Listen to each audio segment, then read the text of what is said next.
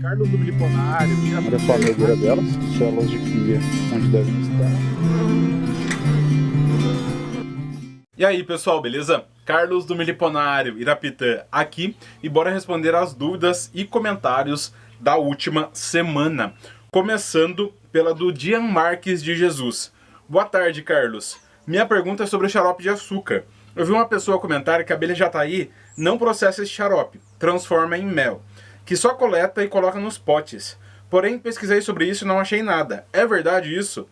Tem uma jataí que aceita muito fácil o xarope, e eu dou um pouco todos os dias.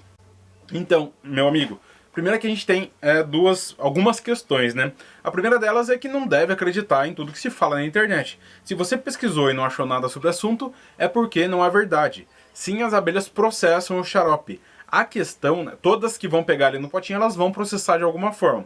A questão é a quantidade. Se for em excesso, ou a abelha deixa ele de lado, ele vai estragar e pode prejudicar o enxame, ou ela vai guardar sem processar. Mas isso vale para mandaçaia, para bugia, para jataí, para mirins, para qualquer espécie. Alimentação em excesso vai prejudicar e pode sim fazer com que esse xarope estrague nos potes, tá? E aqui um outro ponto é que eu não recomendo alimentar todo dia.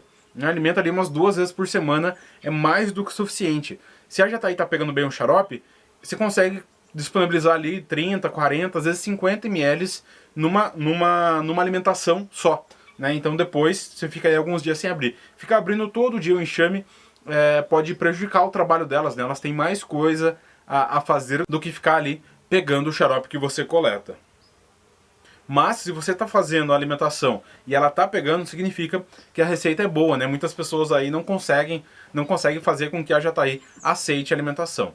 Um outro ponto é que o enxame pode estar muito fraco e daí ela não vai pegar, o melhor alimento do mundo ele não vai pegar. E outro é que ela pode não precisar, daí com isso também elas não vão pegar esse xarope. O Wilson 0608. Com a velocidade que elas entram, eu acho meio difícil. Sempre vai ter alguma entrando contaminada. Lá onde eu falo, né, sobre o estudo que identificou que as guardas da jataí, elas possuem ali uma identificação da abelha que vem suja, com no caso que estava sendo estudado, um biopesticida. Ela vem toda suja ali com o fungo. Nesse caso, Wilson, as guardas, elas ficam ali olhando de longe. Por mais que a entrada seja rápida, elas têm sim um monitoramento, tá? A Patrícia Troiac. Oi, Carlos. Tenho 2 enxames de jataí bem fortes, com 1,20 de distância uma da outra. E coloquei no meio delas um tronco com iraís e uma caixa com iraís em cima do tronco. Foi a única coisa que encontrei para evitar ataques de abelha-limão nas minhas pretinhas. Por enquanto não teve nenhum quebra-pau entre elas. Excelente, Patrícia, eu venho batendo nessa tecla há bastante tempo. Se você tem problema com abelha-limão, vale o risco de colocar espécies juntas aí para que elas possam se defender. Ah, jataí pode brigar com a iraí? Pode, mas a abelha-limão, na imensa maioria das vezes, é muito mais prejudicial. Então coloca próximo e avalia. Nesse caso, deu certo, a jataí vai se ajudar aí. Uma jataí vai ajudar a outra e as duas vão ajudar a iraí na defesa, a iraí que tendencialmente não se defende da abelha-limão. Oi, de Dias. Olha, Carlos, as minhas estão a 4 metros uma da outra para não dar briga. E mesmo assim na primavera elas soltam enxames e dá briga. Não adianta. São jataís do sul do Brasil. São maragatas, são briguentas. Nesse caso, amigo, eu recomendo, apesar que 4 metros está numa boa distância. A questão principal é para quem tem ali a 1,5 m, 2, se está tendo muita confusão, ou separa ou junta de vez, colocando lado a lado e acompanhando aí a evolução dos enxames, mas sim, principalmente na enxameação, jataí pode arrumar bastante confusão. O ACM, mais uma vez aqui com um bom comentário. Na próxima eu já vou cobrar a consultoria. Muito interessante o assunto, Carlos. Sobre o jataís, é possível fortalecer e ajudar um enxame a crescer? Tem um enxame super forte com ninho, sobreninho e 2 melgueiras lotadas. E tem outro que não completa nem o sobreninho, porém saudável, com praticamente a mesma idade. Seria questão genética? Dá para ajudar? Então, meu amigo, nessa questão, pode ser questão genética sim, mas pode ser, né, lá nos 3 pilares do diagnóstico Irapitã, que facilita a sua vida em qualquer identificação da situação daquele enxame, da força daquele enxame, é o segundo pilar, né? Isso falando dos dois enxames no mesmo ambiente, na mesma caixa, com o mesmo manejo, né? Se a gente tira aí essas variáveis, que quem tem um meliponário pode tirar, né? Tá aqui, as duas jataís lado a lado, na mesma caixa, com o mesmo manejo. Se é a mesma idade, pode ser genética ou o nosso pilar da população. Então, na transferência, um enxame tinha mais população do que o outro.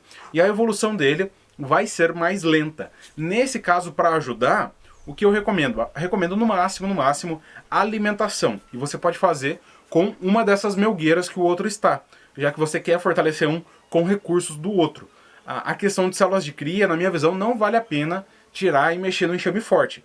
Esse enxame forte com ninho, sobreninho, melgueira e mais melgueira, ele não precisa dessa outra melgueira. Então você tira aquele alimento e disponibiliza ali para o enxame mais fraco. No mais, na minha visão, não vale a pena fazer nenhum tipo de reforço. O Rafael Beling: Carlos, o própolis de ASF que você produz é excelente. Valeu pelo feedback. Se você ainda não viu, está disponível na minha loja própolis de Jataí, Tubuna, Borá e Mombucão. O extrato de própolis para consumo humano, tá? Uma dúvida: eu tinha uma jataí em um lugar específico. Ela era calma, sem grandes revoadas ou muita agitação na frente da caixa. Tive que levar essa semana essa mesma caixa para outro lugar. Um lugar que achei mais adequado, bem longe do primeiro. Não pega sol ou vento e é fresco. Varanda da minha casa. Essa caixa agora está com um comportamento muito estranho. Pouca entrada de pólen e muita revoada na frente da caixa. Isso aconteceu há umas 6 semanas. O que está acontecendo? Então, Rafael, o mistério é grande, não tem como a gente saber, né? Pode ser uma simples coincidência, mas já adianto, eu não sei qual região do país você está. Se é uma região que pode fazer frio, o que é frio, Carlos? É abaixo de 20 graus, tá, pessoal? Para as abelhas, né? Porque para elas a melhor temperatura ali são os 25 no geral, tá? Se a gente fizer uma média aí do que as espécies gostam, é de 25 até uns 30 graus. Mas abaixo de 20 é frio, e se na tua região faz frio, eu recomendo que você posicione o enxame num local que pega o sol da manhã. Agora, essa questão de revoada, entrada de pólen, pode ser uma coincidência, né? A revoada, ela está enxameando, talvez tenha algum enxame querendo entrar, ou coincidiu com uma troca de rainha e ela tá atraindo zangões, e a questão do pólen pode ser a questão das floradas. Mas é muito importante essa questão do ambiente. Se ele estava muito bem num local mais quentinho e você colocou ele num local fresco, é interessante você posicionar ele num local quente novamente. As abelhas gostam do calor, né? Quando faz frio. É claro que em locais muito quentes, parte do norte, nordeste, até mesmo centro-oeste, né? E às vezes sudeste, principalmente no verão, primavera e verão, tem que tomar cuidado com o excesso de calor. A Sandra Miranda, aluna do Meliponicultura na Prática, também comentando aqui no YouTube: as minhas jataís comecei a colocar perto, uns 50 centímetros. E de duas fui colocando depois outras perto. E tá dando certo. A primeira a pôr perto foi uma mirim. Umas 4 que começaram a encrencar a mirim, que estava muito fraca. Mas por sorte o enxame não foi brigar. Mas fiquei de olho. E agora não tem problema. Em cima dela, uns 20 centímetros, tem outra jataí, ocupada com o próprio serviço. Exatamente isso, pessoal. Umas 4 abelhas ali embolada faz parte do processo. Elas estando juntas, você tem todas as vantagens, né, do meliponário em condomínio. E sim, pode dar certo aí mirins ao lado de jataí, mas tem que ficar ali um pouquinho em cima, observando como essas abelhas vão responder à aproximação aí de enxames. O Ricardo da Bonita: começou a morrer em 3 enxames meus. Eu tenho 10 enxames. Desconfio do clima, pois aqui agora está entrando o clima seco e frio. E elas estão trabalhando muito. Lá no vídeo onde eu falo das mandaçaias e o mal de março. Então, Ricardo, por mais que as abelhas estejam trabalhando, se você desconfia do clima, o frio, é questão de mel. Então, abre os enxames e verifica os estoques. Sendo mandaçaia e várias outras espécies, você consegue dar um suporte muito fácil. Então, não tem por que deixar os enxames morrer, sendo que você pode interferir ali com um pouquinho de xarope, você já pode ajudar bastante os enxames. Então, vale muito a pena a revisão, não só observar a movimentação externa das abelhas. O Luiz Mano: boa noite, Carlos. Tem uma mandaguari na caixa 16 interno e 20 de altura. Acho pequena. Tenho que esperar o inverno passar. Sou de Paranavaí, Paraná. Então, meu amigo, para finalizar aí com essa boa pergunta, a questão de troca de caixa. Sim, 16 é um pouco pequeno para mandaguari e para as escaptotrigonas no geral. Eu recomendo 20. porém ela pode ir muito bem na 16. Então sempre que possível nós evitamos, o ideal, né, é evitar a troca de caixa. Tá? Nesse esquema aí de 16 por 16 por 20 de altura, ela pode precisar de um pouco mais de espaço para postura. Então você coloca lá um sobreninho e depois vai colocando melgueiras. Se a caixa está boa, se o chame está forte, saudável, não vale a pena trocar de caixa. A troca de caixa ela é sempre muito, ela vai ser drástica. Você tem que abrir, pode amassar rainha, amassar células de cria, matar muita abelha, vazar mel, vazar pólen, atrair florídeo, formiga. Então, por mais experiência que o meliponicultor tenha, uma troca de caixa, na imensa maioria das vezes, vai ser bem complexa. Diferente do ninho isca, né? A isca a gente vai lá, recorta, abriu ali, em 5 minutos já fez a transferência. Já a troca de caixa não, você tem que abrir as paredes da caixa, um monte de material que vai ter, muitas abelhas jovens. Então gravem isso, pessoal. Troca de caixa só quando muito necessário.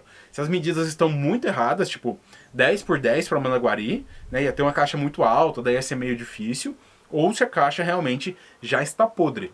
No mais, mantenham as abelhas aí na caixa que elas estão, ou se preparem bastante mesmo para fazer essa transferência, colocando um módulo, por exemplo, em cima dessa 20 de altura, coloca agora um módulo 20 por 20. Espera a rainha subir ali, quando você abrir e tiver postura verde, você espera, vai no dia seguinte e tira esse módulo. Então você já salvou a rainha, vai lidar com o que está na parte de baixo.